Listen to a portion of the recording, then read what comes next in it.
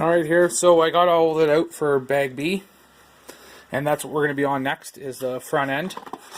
And for the most part, it's just going to be the diffs, which are pretty self-explanatory, and then the whole front end. I've done this on my 5B, or 5T, sorry, a lot, but what is new on this is these are a little bit different, the bushings, and the pills on the front. Those are really, really good, these little pills here, so they change where the rods sit, and the kit also comes with I believe these are titanium pins, and then these are the same as your 5T. That's the 5T. All the bearings are. These are a little bit different. These are a little bit different because now they're booted. So, and then this is kind of nice, this new tower. What I was kind of disappointed was if the kit was truly a TLR, you think these would be all titanium as well, and these, because the tuning kit for the 5T has that. And yeah, basically that's it, and these are all the same. And I've ran my Losi hard for, this will be the third year I've had it. I've never broken one. I've seen these pop off right here, mid-brace. I've seen that pop off. I've never had it happen to me. But normally these will wear on the inside of your tire. Where it hits the bead lock, I've seen guys put extenders on. You know, really, it's not that big of a deal. Just buy a pack, and it's a pain in the ass to put on if you don't have a vise. And then these, I've never broken this once on mine. They're still running strong. And same with these. Never broke them. And I crashed it hard a couple times. Arms, I did break. Every one on my original 5T. Now I have the fronts are normal and the backs are Turtle Racing. They're pretty nice. So that's basically it. Now we're going to assemble all this and put it all together. And yeah, that's it.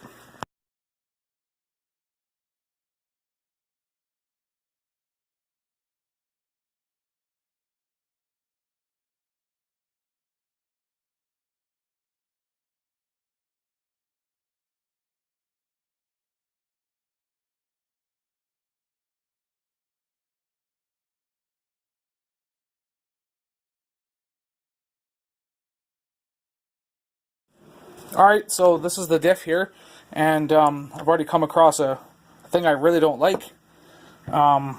This is why people upgrade almost right away to different housings.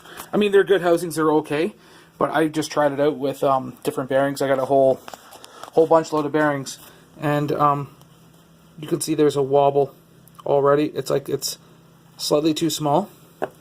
The machined one is a little bit better, but it still has a tiny bit. I mean, yeah, you want a little bit of play, but this is just unacceptable. That's a little too much. I'm going to run it, and we'll see what happens after it's assembled. But I can see that getting changed out right away to more than likely IRC diff cups, just a front and rear. You know, I have them on the 5T, and they are ridiculous. I had the NRP, which is right here actually. And we'll test this. That's nice and tight. That's what you want. But this NRP housing leaks. I don't really like them, to be honest with you. I don't like that grommet. You have to buy theirs. The bushing I could see, but not the O-ring. Like those are those ones. That's just the Team Associated green grease.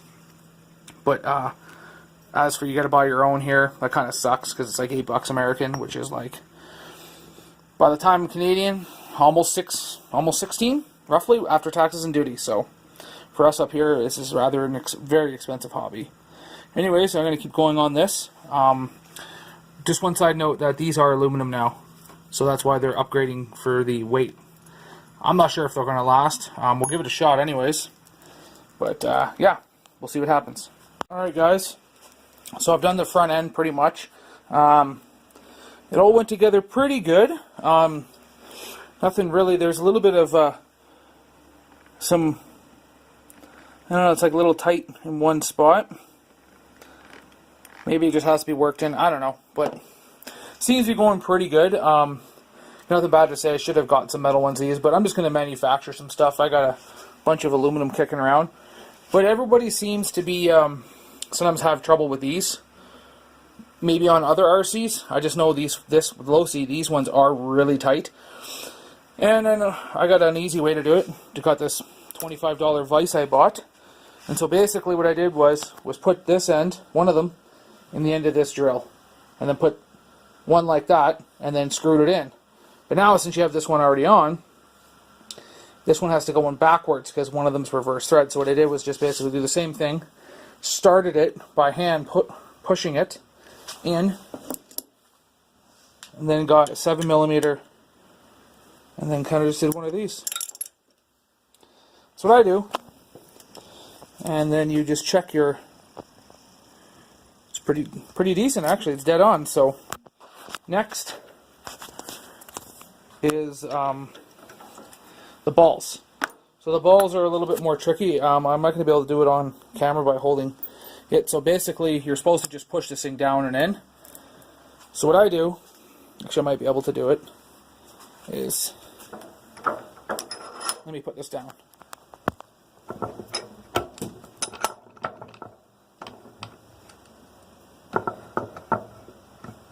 Okay. There we go. So yeah, basically all I do is just kind of tighten it and then push. Done. Nice and smooth. No screwing around. You can get, I'm sure there's a little hand tool you could buy and spend an exorbitant amount of money. I mean, yeah, okay, if pit station, sure, yeah, go ahead. Or just use a pair of channel locks. Like these little baby ones I have, these Nipex ones. That's fine. Or just this, the smallest vise Canadian Tire had one time, and it was on Boxing Day for 25 bucks. Can't go wrong for that. That's it. Alright guys, so this is the whole front end built. Anyways, well, minus the shocks. But yeah, went together pretty good. I sprayed all this stuff with dry grease, and I thought it was going to still be all greasy, but I guess no, it actually dried out really well. That's pretty good. These boots, when you put them on there, they kind of stretch over this. Maybe on the rear one, I'm going to heat them up first and see. But the diffs seem to be pretty good. I don't know, I haven't really spun it yet that much. Just to see, it seems to be pretty good, man. Still that right there. I don't know what that is. Gonna have to check that out. But it seems to be going pretty good anyways.